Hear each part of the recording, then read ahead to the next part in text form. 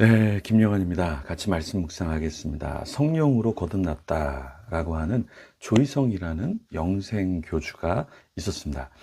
이 사람 많은 사람들에게 자신이 성령으로 거듭났다 이렇게 하면서 자신이 영생의 자격을 얻는 방법을 얻었고 이제 가르친다 이렇게 이야기했습니다.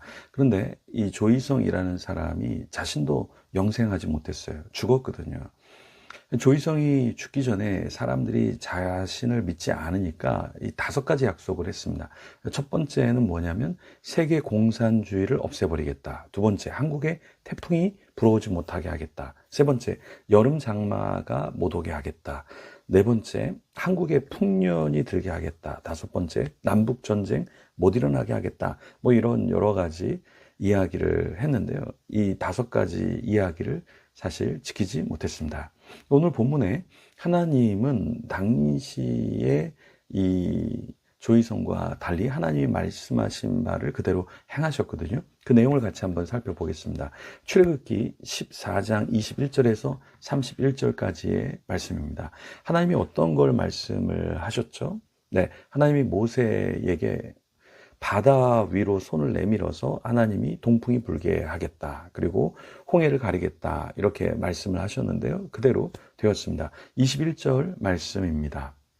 모세가 바다 위로 손을 내밀매 여호와께서 큰 동풍이 밤새도록 바닷물을 물러가게 하시니 물이 갈라져 바다가 마른 땅이 된지라.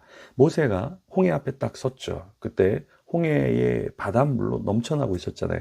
근데 하나님이 이제 그 홍해를 가르겠다, 건너가게 해주겠다, 하나님이 구원해 주시겠다, 하나님이 약속을 하셨잖아요. 근데 모세가 바다 위로 손을 내밀 때 하나님이 큰 동풍이 밤새도록 불게 하셨습니다. 그리고 바닷물이 갈라지게 하셨죠. 그리고 마른 땅으로 가게 하셨습니다. 하나님이 하시겠다 말씀하시고 구출하시겠다 말씀하시고 그 역사를 그대로 일으켜 주셨죠. 그때 애굽 말들, 군사들, 병거들, 마병들이 추격을 했잖아요. 근데 그들은 어떻게 됐습니까? 22절에 보면 이스라엘 자손이 바다 가운데를 육지로 걸어가고 물은 그들의 좌우에 벽이 되니. 23절 애굽 사람들과 바로의 말들, 병거들과 그 마병들이 다 그들의 뒤를 추격하여 바다 가운데로 들어오는지라. 자, 애굽도 그 기적 같은 역사를 보고 그 한가운데로 들어갔죠. 그런데 그들은 어떻게 됐습니까? 결국에 죽게 되었죠. 이스라엘 백성들은 구름 기둥과 불 기둥을 경험했어요. 그리고 홍해가 갈라지는 것을 경험했어요. 그들은 살았습니다. 그런데 그 이스라엘 백성과 달리 이 애굽의 사람들은 어떻게 됐습니까? 애굽의 사람들은 결국에 빠져 죽게 되었죠. 왜 어떤 사람들은 기적을 경험하는데 또 다른 사람들은 사망, 죽음, 단절을 경험하게 될까요? 여호와 하나님을 섬기는 사람들, 이스라엘 백성들은 하나님의 구원을 경험했습니다. 그렇지만 하나님을 믿지 않고 하나님을 시험하고 그리고 하나님 믿는 사람을 핍박했던 그들은 결국에 죽게 되었죠. 그러니까 누군가를 죽이려고 하는 사람은 결국에 자기도 죽게 된다라는 것이죠. 그러니까 어떤 사안을 계속 부정적으로 보면 결국에 자기도 부정적으로 보다가 죽게 되는 것이고, 긍정적으로 보는 사람은 계속 긍정적으로 보다가 결국에 긍정적으로 인생을 살게 되는 것이죠. 저도 이 연합사역과 교회 사역을 하면서 어떤 것을 경험하냐면, 이게 대표로 있고 담임으로 있다 보면 눈에 보이는 게 있어요. 그렇죠? 근데 그런 것들을 다 보면서 다 지적하면서 또 평가하면 결국에 저도 평가의 자리로 서게 되고 그리고 제가 어느 순간에 하나님이 되어 버리는 것이죠.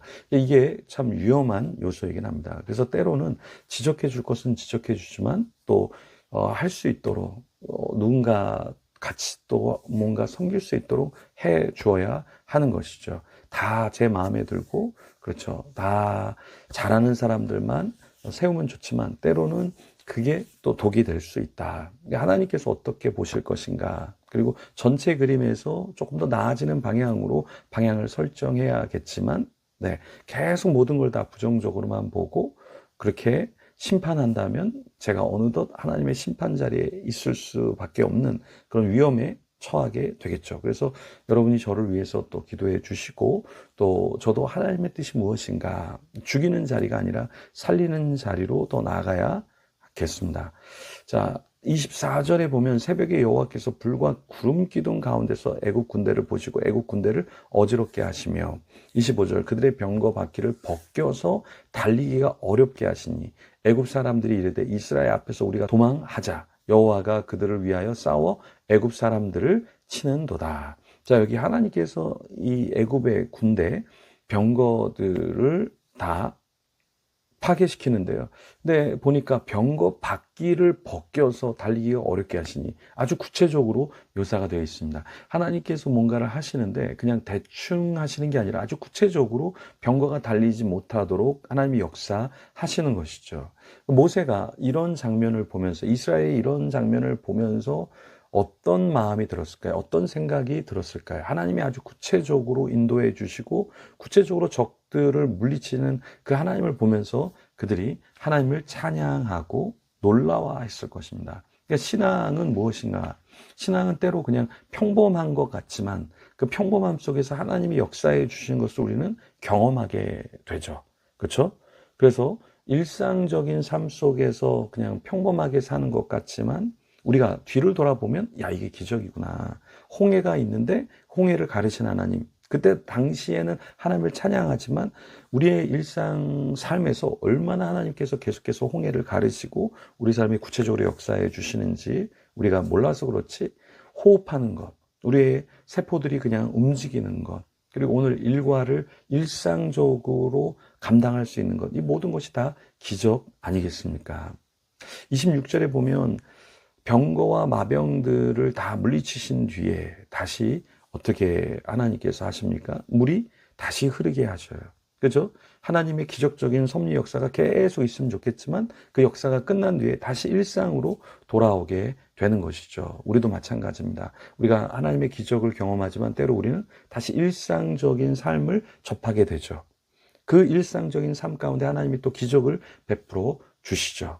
그래서 우리가 하나님의 섭리 가운데, 역사 가운데 있지만 또다시 우리는 일상적인 삶 가운데 놓여지게 되고, 사실 그것이 기적이라는 거죠. 일상생활로 다시 돌아오는 것도 기적이고, 일상생활이 하나님의 섭리 가운데서 기적적인 역사로 체험하게 하시는 것, 그것이 놀라운 것이죠.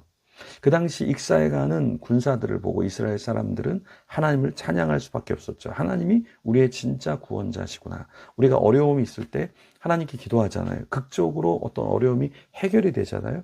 그때 우리가 고백한 신앙을 그때만이 아니라 일상의 삶에서도 계속 잊지 않고 우리가 고백해야겠습니다. 밥을 먹는 것, 걸어 다니는 것, 그리고 이렇게 말씀을 묵상하는 것, 신앙생활하는 것, 이것이 다 모두가 하나님의 홍해를 여셔서 우리를 일상생활 가운데서 살아가게 하시는 것이죠. 그래서 오늘도 우리가 주님을 찬양하면서 감사하면서 감격해하면서 하루 또 한 시간을 보내면 너무나 좋겠습니다. 이 시간에 같이 그 주님께 기적을 때로 우리에게 주시고 일상생활을 우리에게 주시는 그 주님께 감사하면서 기도하며 주님 앞에 나아가겠습니다.